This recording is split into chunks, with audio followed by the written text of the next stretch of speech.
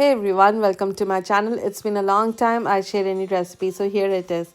This is not a fancy recipe, but yes, a very healthy next level recipe that you can try. It's super easy also. So this is a veggie sauteed made with beetroot leaves. Yes, I got some fresh beetroot from Kroger. Wash it thoroughly. This is I'm washing in hot water. You rinse it twice and thrice until you see a clear water. Now I'm going to put it in the processor.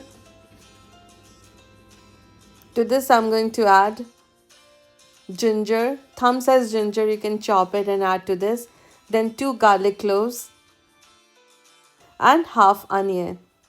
Now, in a pan, I've added coconut oil here. You can take olive oil or any oil of your choice, but coconut oil is what most preferable here in this recipe. Here I've added 1 teaspoon of mustard seed, which is optional. You can add cumin seed also. So once the mustard seed crackle, we will add the processed beetroot leaves here. Next I'm adding 1 teaspoon turmeric, 1 teaspoon paprika or red chili powder. Give it a good mix. Add salt per taste.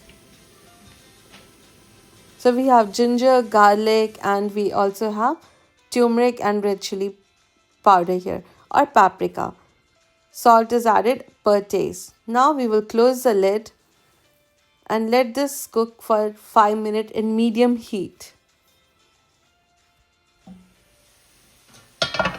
That's it, the recipe is done. If you add shredded coconut here, it will take the recipe to next level. But this is also very tasty. I've paired this beetroot leaves recipe with brown rice. This is also called mata rice. This is our normal rice that we usually make in our South Indian recipes. And I have paired this with sambar. Sambar is made with lentils and it has 8 to 9 vegetables added to this. It is very flavorful curry. Now we pair it like this. Enjoy.